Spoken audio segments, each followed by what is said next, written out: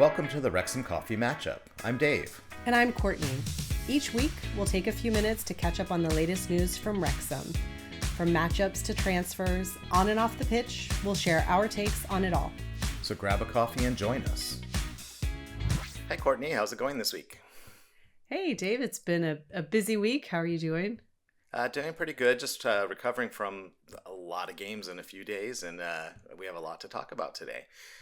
We do. A lot of games and a lot of draws. How do you feel about that? Definitely a draw. Having come off the Derby 1-1 draw, and then we came in on Tuesday with Leicester, came in on fire, and unfortunately ended in a draw again.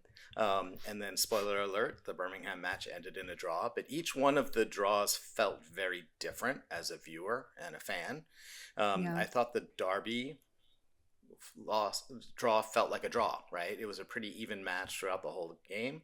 But then some draws, they really feel like wins because we played really well and everything went great. And then other draws feel like a real loss. And I think we saw one of each of those this week. Yeah, I definitely agree. I feel like our two matches this past week was really a tale of two different teams. I think we played quite aggressively. We played with a real sense of urgency against Leicester City, maybe because we knew what we were up against, maybe because we knew that it was a strong team. It felt like there was a lot to prove, maybe. And then it felt like the match against Birmingham City wasn't quite there. You know, maybe it was because it was the third match in a week. Maybe it's because there was a different expectation. You're at home, you're thinking, oh, this really could be our win. We'll get into the details later, but it really felt to me like in this past week, we had two different teams. Despite being a nearly identical lineup, it felt like we had two very different teams that were playing those two matches. So should we start with the Leicester match on Tuesday, the 1-1 draw away at Leicester?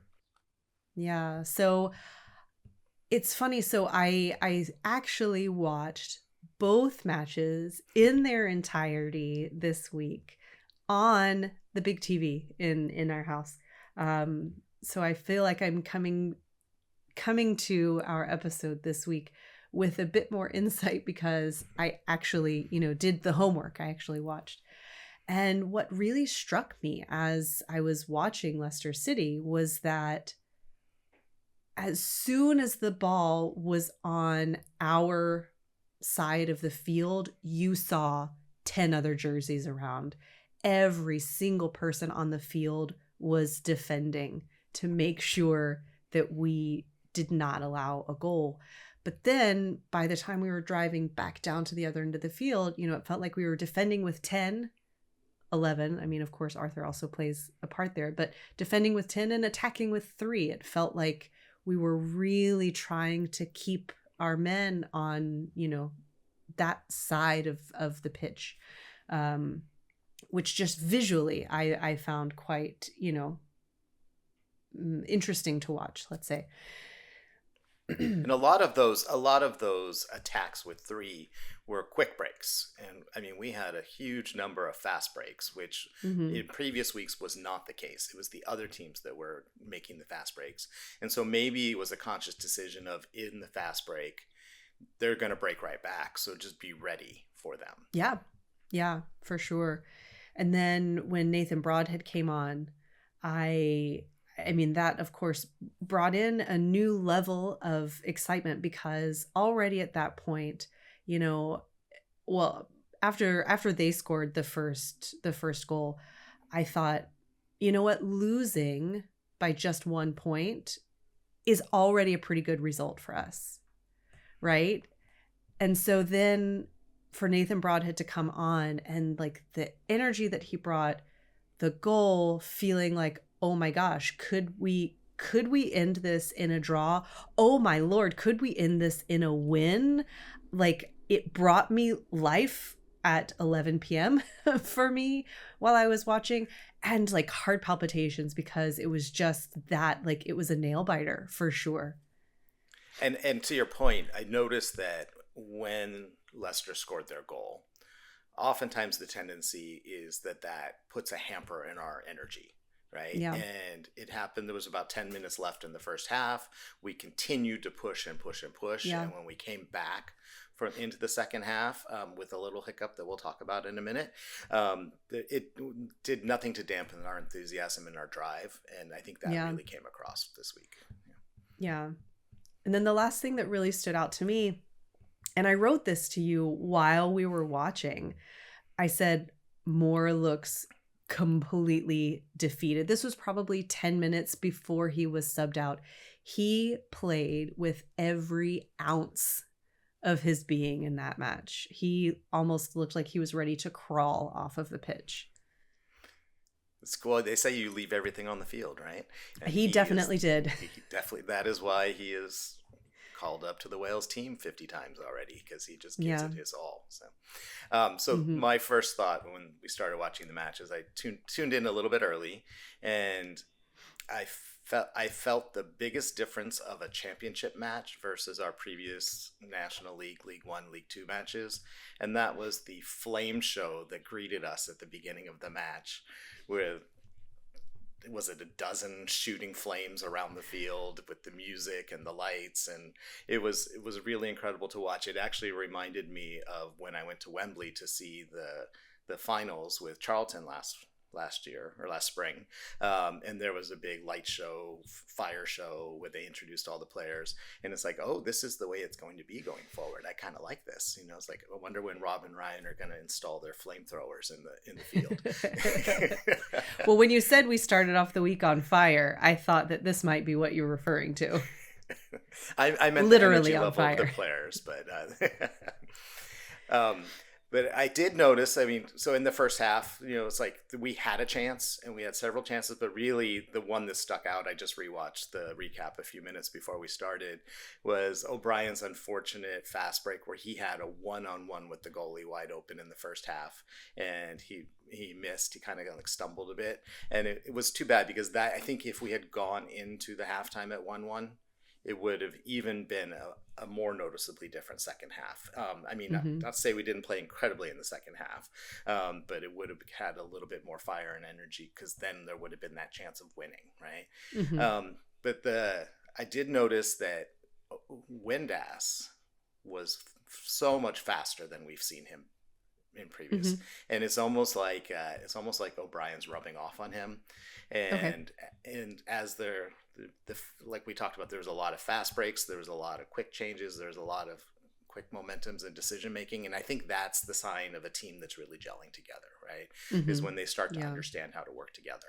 I was a little bit worried, because remember the brutal match. The brutal derby match where we thought we might have lost 3 players as a result of that, and every single one of them was fine. But right before this end of the first half, when Windass went down with an ankle injury, and then was taken off the field and subbed out, and I thought, oh, that is it for him today. So now we're going to have to readjust. We're going to have to bring in Broadhead. We're going to have to do something. And when the second half started and he was back in the game, I was astounded.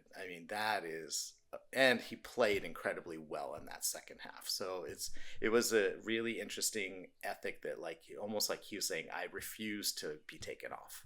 It's like, I want to come on. I want to help us win. So I thought that was very inspiring. Well, I think especially, hindsight is 2020, but looking at the post that he made, was it the same day, early the next day? I think it was that night when he showed his ankle. Yes. Yeah. He made a statement with that as well. And then the question for the rest of the week was, okay, will he be well enough to play on Friday against Birmingham? Especially you see something like that, you think, is he even walking okay? Forget being ready to play against Birmingham. Right. Speaking like we're saying, so there's draws that feel like wins and draws that feel like losses. To me, this felt like a win. This felt like a Leicester City. Yes, the Leicester City. We are we played at a level that a former Premier League team matched them step for step for 90 minutes. I mean, that was great to see. And then we moved on to the Birmingham match on Friday, which, as you mentioned, felt like a completely different game, almost like a different team playing. At the beginning of the match on Friday, so like you said, you got to watch the entire thing again. In a second, you'll tell us like the difference between what you saw and what I saw, because here, this was a match that was blocked in the US on iFollow. So the only option for watching was the Paramount Plus with the Sky commentators. And because it was a work day and I was between meetings, I didn't want to go through the whole thing of trying to sync the audio from iFollow. So I just focused in on the Sky match. But aside from that, you sent me a text pretty early, right before the match or right at the beginning of the match. And it said, "In Parky we trust," which is our motto going forward.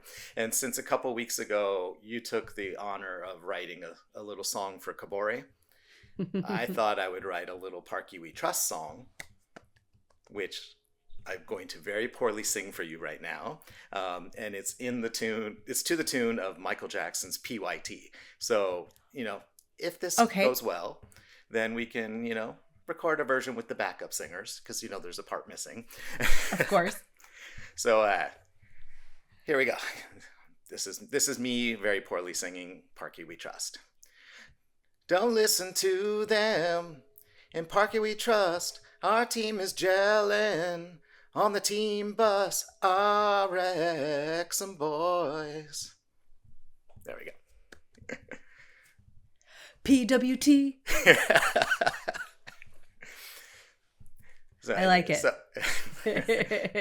we could turn that one over to anyone else who wants to take it too, because Parky needs a song, right? He does, and it's true. I mean, I had sent you that message. I had seen the lineup and said, pretty much unchanged, which surprised me for a couple of reasons. One, seeing Windass in the starting 11, meaning well enough to play, fine with his ankle. But then the second part, just being a little surprised that they played 3 days ago, that there weren't any other changes. And that was when I said, no, but in Parky we trust. That is key Parky. Remember, Parky, when he makes a decision, he sticks to a lineup unless there's a reason not to. And so I think he knows when to rotate and when not to rotate. And I think we just have to kind of go with that, and we can all play our armchair Cowboys. But I did think I felt like the tiredness of the week really did reflect, especially as we went into the second half. Because this was, again, not only our third match in 6 days, but our fifth match in 13 days. And all but one of those primarily had this almost same lineup. Yeah, I agree. I think we definitely saw that tiredness after this long stretch. Everyone knew that this was going to be the last match before having, a bit of a break. Yeah, some are going to be playing in other matches, but before having a break as a team. And it felt like, I don't know, there was a little part of me that felt as I was watching, like you could see that we needed some fresh legs. You could see that we needed some energy, but we weren't at 70 minutes yet. And it felt a little bit like, is he just being stubborn and saying, no, I wait until it's 70 minutes before I make a substitution? Well, and then I don't know if you noticed, but he had his whole line of substitutions out, and the ref didn't recognize it for 5 whole minutes. And so I noticed. Yeah, so we had Sam Smith and we had the other two standing there on the sideline, and Parky like waving like, okay, we're ready to go. And that, but this ref, should we talk about this ref a little bit? We can. I don't know how much. We'd like to forget him and never see him again. I don't know if you actually know the story about him. I saw little bits and pieces that he was a former Premier League ref, right? And then he had been fired from the Premier League and kind of had to make his way through. Go ahead. Do you know the story behind why? No, go ahead. I want to hear it, yeah. I don't know if this is going to end up making the cut. So throughout the match, Mark and Andy and Mia had all kind of made comments, not necessarily cryptic, but really hinting at the fact that there was a bigger story there.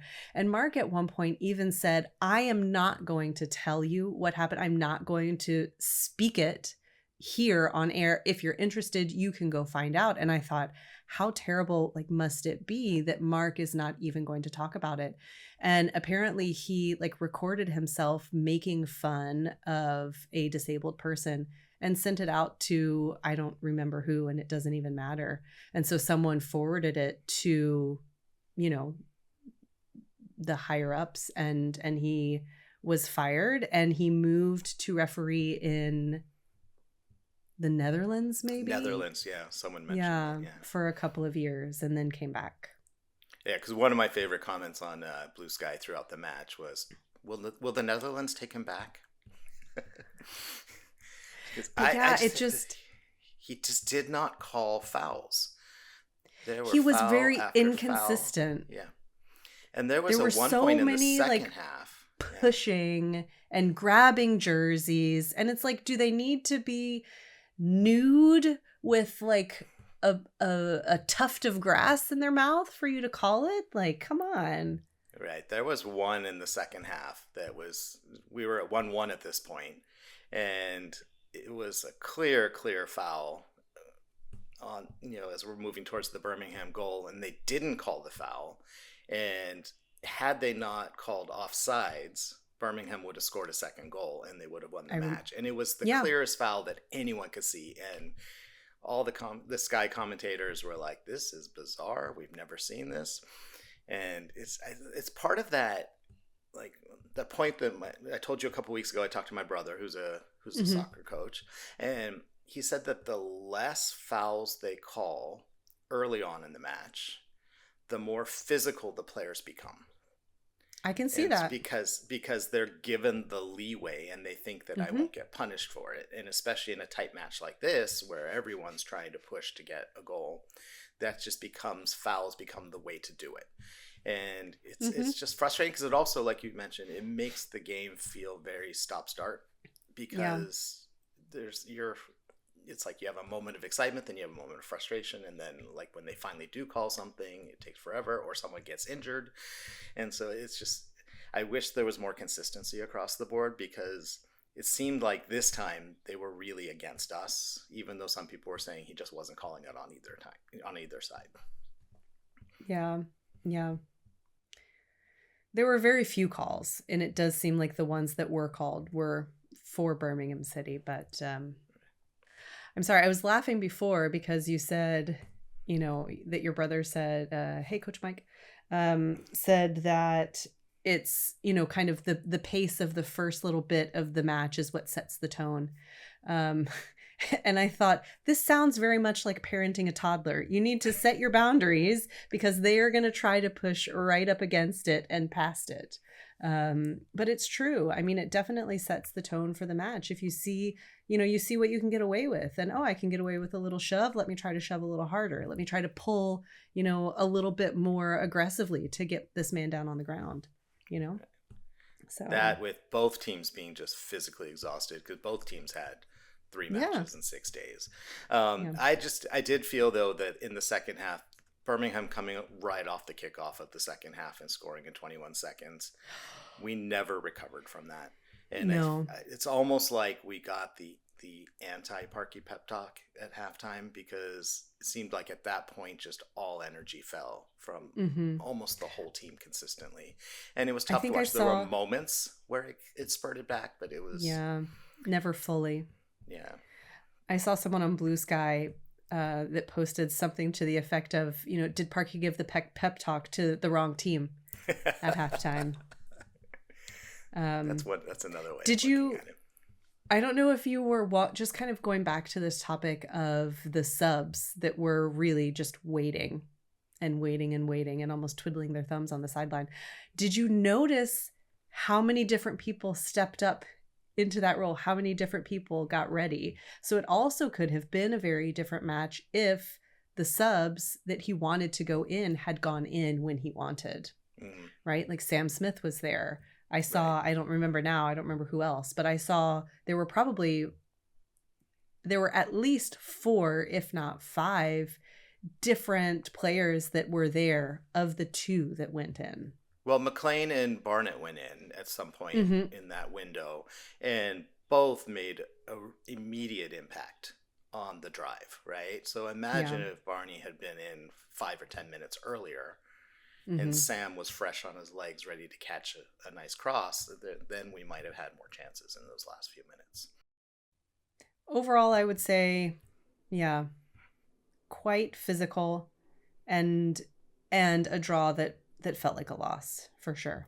Absolutely, yeah. Unfortunately, but now luckily we have the 2 week break, Mm-hmm. and other than a couple key players, it's time to rest, recover, kind of re-strategize, Mm-hmm. um, and just be ready for October 18th when we're back together as a team on the field. Yeah. Maybe just kind of thinking back. I'm going to put your memory to the test because mine is terrible.